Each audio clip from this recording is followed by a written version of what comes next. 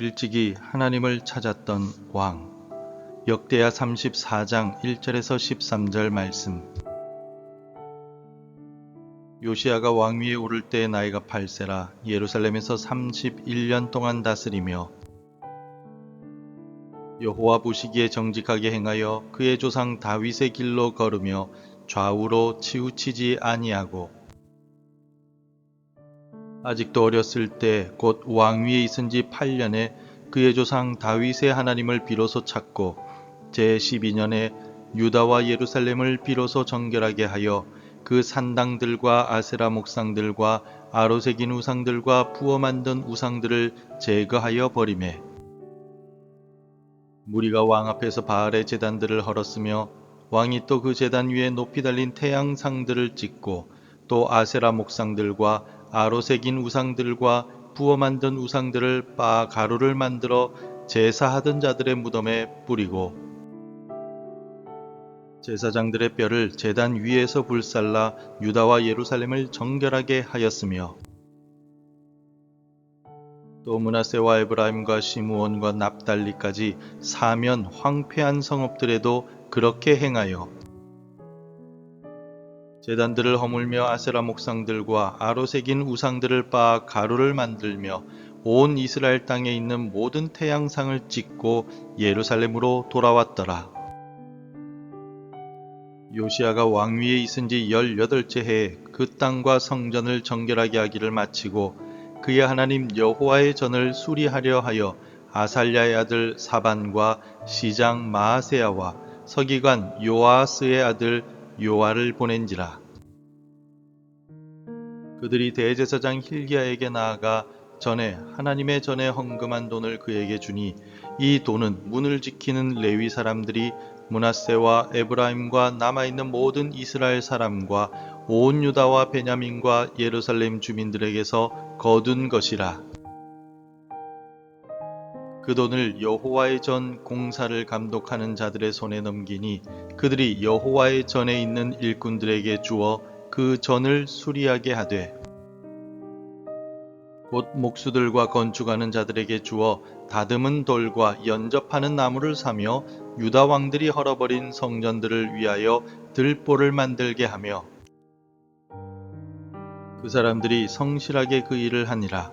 그의 감독들은 레위 사람들 곧 무라리 자손 중 야핫과 오바다요 그핫 자손들 중 스가랴와 무술람이라. 다 그 일을 감독하고 또 악기에 익숙한 레위 사람들이 함께 하였으며 그들은 또 목독군을 감독하며 모든 공사 담당자를 감독하고 어떤 레위 사람은 서기와 관리와 문지기가 되었더라. 여러분, 16살 하면 무엇이 떠오르십니까? 한창 외모에 관심이 많고 친구 관계가 세상의 전부인 것처럼 느껴지고 입시 스트레스에 시달리는 나이입니다.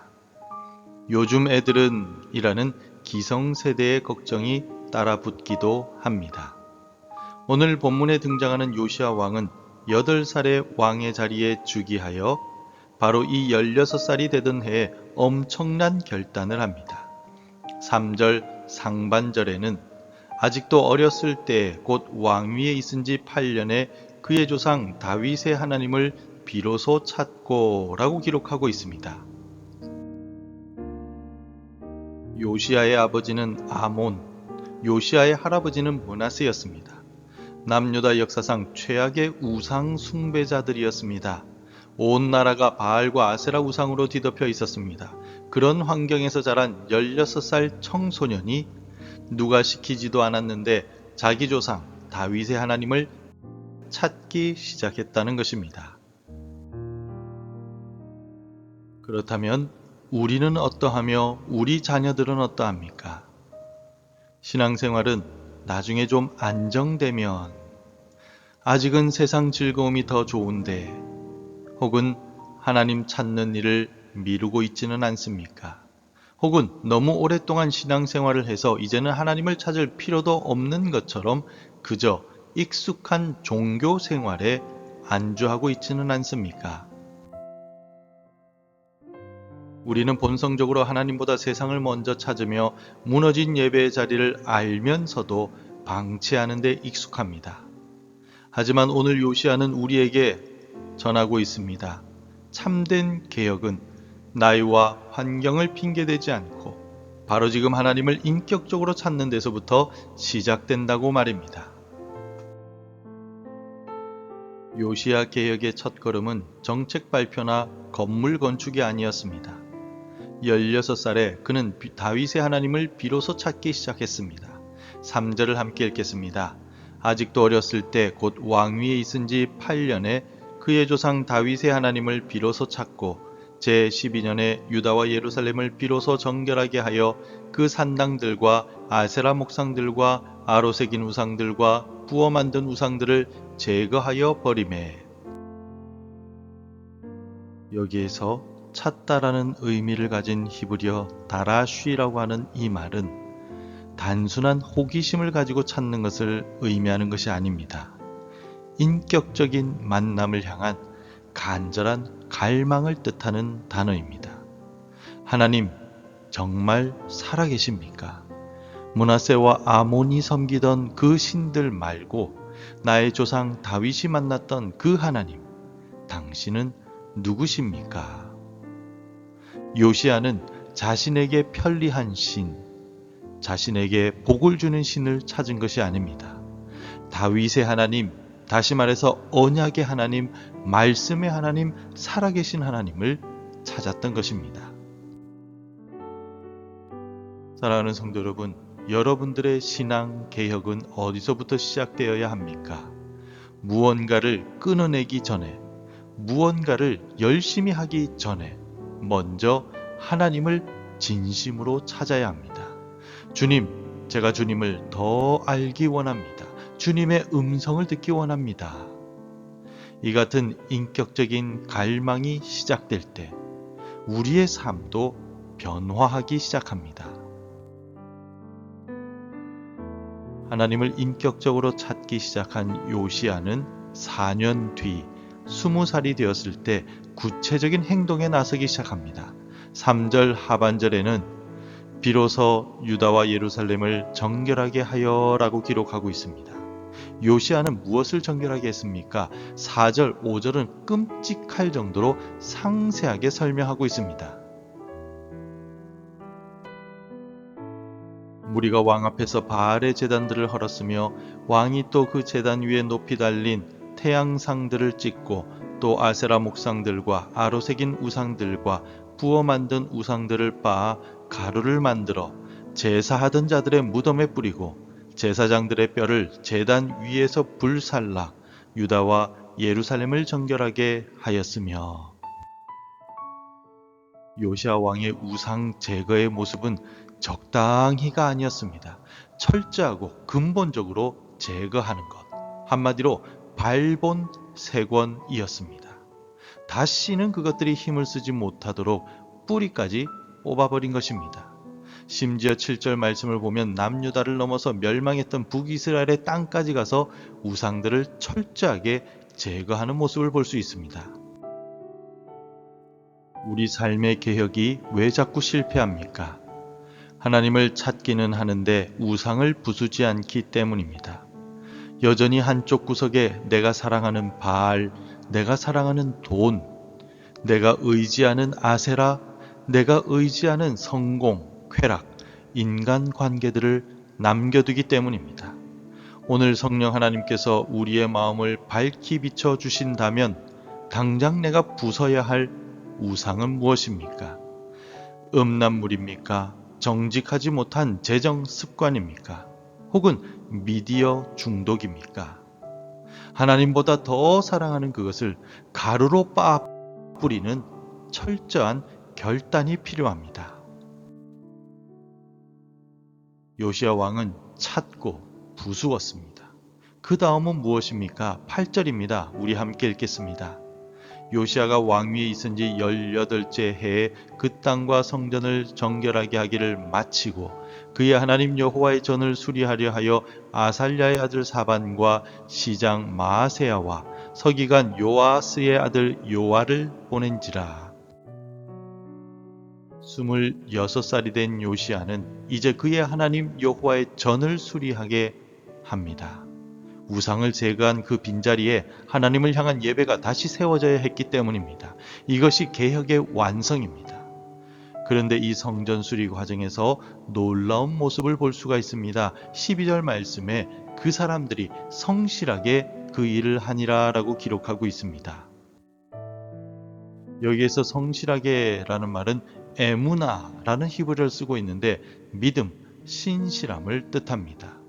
제사장이나 레위인이나 감독들 그리고 이름 없는 목수와 건축자들 모두가 한 마음이 되어서 신실하게 에무나하게 일했다는 것입니다.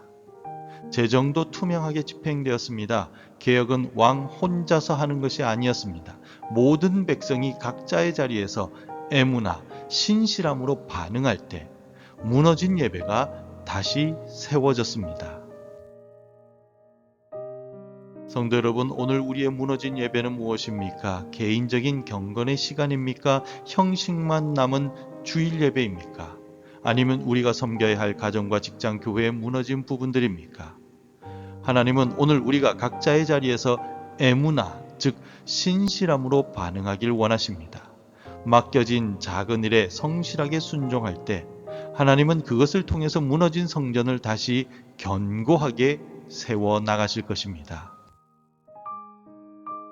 요시야는 무너진 돌 성전을 수리했습니다. 그러나 우리 예수님은 자신의 몸을 십자가에 내어주심으로 무너진 우리 자신을 하나님의 성전으로 다시 세우셨습니다. 이제 우리는 그 주님 안에서 신실하게 살아감으로써 우리의 삶이라는 성전을 매일 거룩하게 세워가야 합니다. 16살에 하나님을 찾고 20살에 우상을 부수고 26살에 성전을 세웠던 왕 요시야의 개혁은 정말 위대하였습니다. 하지만 역사는 그의 마지막이 비극이었음을 보여줍니다. 그는 결국 전쟁터에서 허무하게 죽었고 유다는 다시 어둠 속으로 빠져들게 됩니다. 요시야도 완전한 개혁자가 아니었기 때문입니다. 그래서 우리에게는 요시야보다 더 위대한 왕, 실패하지 않는 영원한 왕이 필요합니다. 그분이 바로 예수 그리스도이십니다. 요시야는 우리에게 개혁해야 한다라는 당위성을 보여주지만 예수님은 우리에게 개혁할 수 있는 능력을 주십니다. 우리는 하나님을 찾을 힘이 없지만 예수님이 먼저 우리를 찾아오셨습니다.